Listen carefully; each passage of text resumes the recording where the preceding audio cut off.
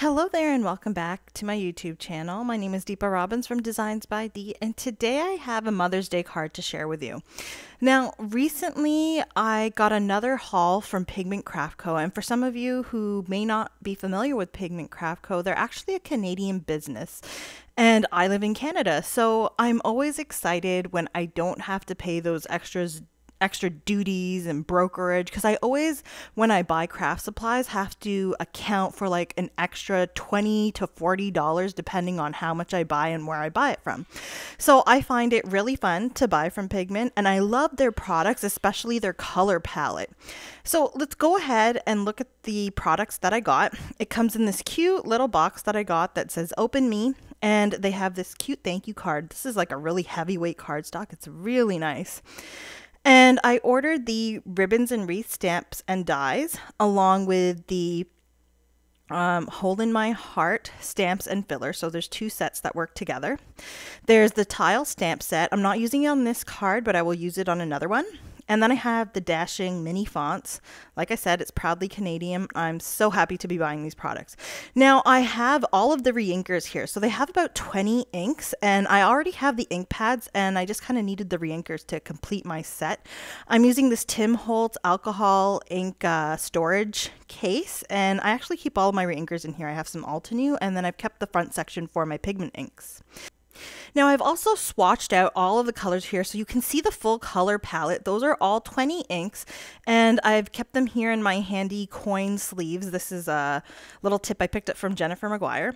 So let's go ahead and get started on the actual card. I'm using the Spellbinders Fluted Classics ovals, and I'm using the second largest plain oval die.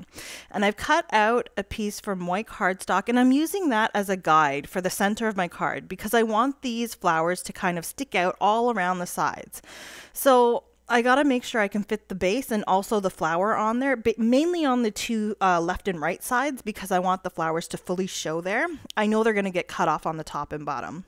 So I'm gonna call this is rotational stamping, and I'm pretty sure that if you have a jig for Concord and Ninth or Gina K, you can probably figure out how to use that to make this much easier.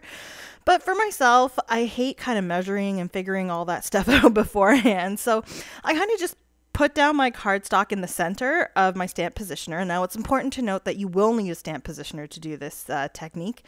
And I basically just eyeballed the left and right. And then for the bottom, I centered it. And then all I did was turn my paper 180 degrees, which is probably how I should have done the left and right sides too, and it probably would have worked out perfectly. But once again, because this is an oval and not a circle, you are going to have to position the left and right, and then just flip the paper 180 degrees, and then position the top and bottom, and then flip the paper 180 degrees. You're not going to be able to do all four in one. Now, the next step after I've done the base, so that was balsam ink, I'm going to do the flowers, which is the 3 flowers. You can stamp them out in one go, and I'm using Medina ink. So all of the inks that I'm using here today are the Pigment Craft Co. inks. And I do want to mention that they're not like the typical like fabric type ink pads. They're actually the spongy ink pads. So if you have ink pads like from Concord and Ninth, I know they have these type of ink pads as well. They're really nice because they soak up a lot of ink, meaning your ink pads are going to last you a long time. So even though I do have the re-inkers, I'm probably not really going to need to re-ink too much. Now I'm going ahead and I'm using the detail portion, not just for the flower, but also for the leaf. So that's 2 stamps that I have lined up there on my positioner. I'm using an anti-static tool there, and I'm going to be doing heat embossing using my Versamark ink and some Altenew rose gold embossing powder. Now I've mentioned this before, and the Altenew rose gold embossing powder has been around for a while. It's actually not really a rose gold, I would say. It's like a unique color, and I really like it. So it's not what you would expect to be rose gold. It's not really pinky, but it has a really nice light gold metallic sheen, which works perfectly with these inks because it's like a softer color palette versus being very intense and vibrant. There are some colors which I guess if you stamp them multiple times, they could have that vibrant feel, but a lot of the colors in Pigment Craft Co.'s color palette are kind of muted, and that's what I love about their palette. So I have Altenew inks, I have basically the whole line, and I only pick like a couple brands where I will buy all of the inks. And I have to say Pigment Craft Co. is one of those ones where the inks are different. So I enjoy buying these and using these because it gives me different looks for my cards.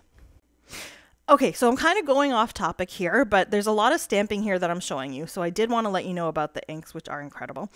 Now I am stamping the rest of those flowers in, say, the diagonal corners of this card around that oval, and I'm using a lighter color of ink. So I'm using Juniper for the flower base, and I'm using Blush for the actual flowers. Now for the actual flowers, I do want them to be light because I want the main 4 flowers that I originally stamped to stand out the most.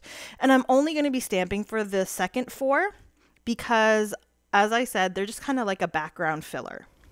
So this also means that I won't be doing any heat embossing on these 4 because I just don't want to make this too busy. As you can see, the flowers on the 2 edges are already kind of overlapping, which is part of the reason why I chose a lighter pink here, or peach.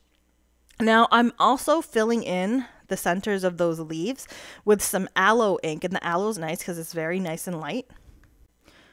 So I'll just go ahead and stamp those all around. Now I will note that every time I stamped an image here, I double stamped, if not 3 times, because I wanted to make sure I had a nice crisp image, and that's also where using the stamp positioner comes in handy.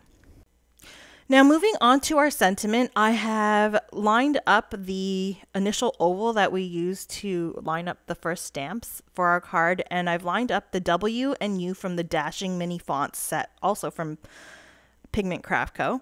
And I will be heat embossing these with the Altenew Rose Gold embossing powder as well. So as you can see, I did the M and U, and then I'm going to do the second M separately because there is only one M in the set.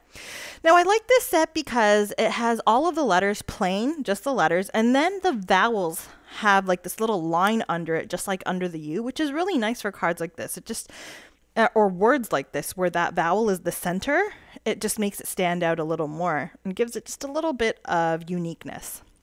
So I'm actually going to take the oval and add the embossing oval over top and just emboss it.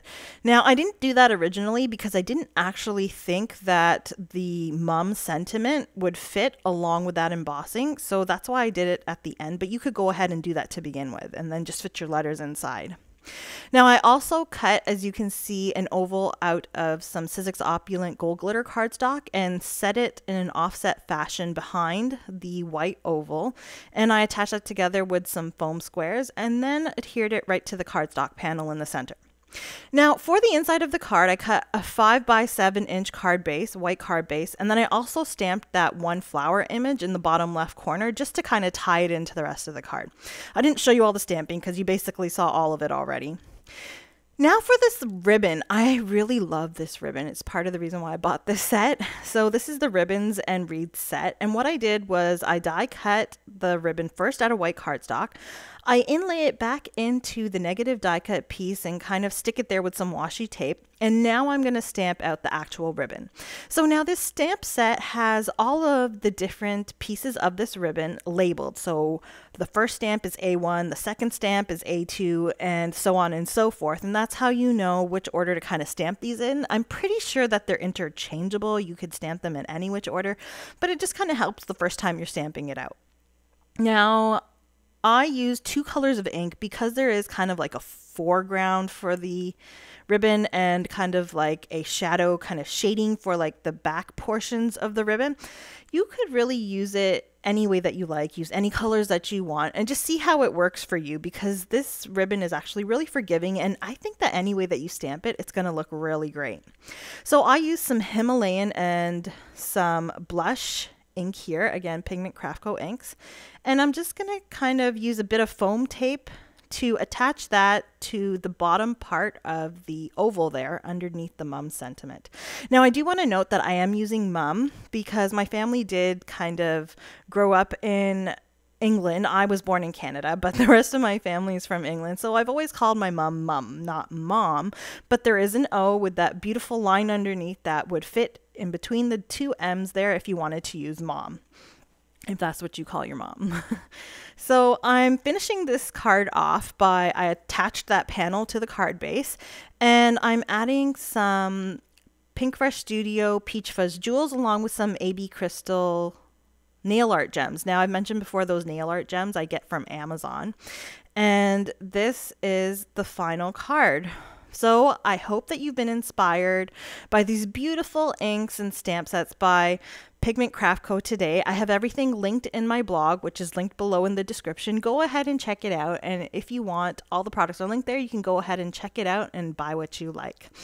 Now, again, if you like my video, please give me a thumbs up and subscribe. And I hope to see you again next time. I have a bunch of these Pigment Craft Co. products, and I'm really excited to use them and create more videos for you and provide some more inspiration. Have a great day, guys, and I hope to see you again next time. Bye.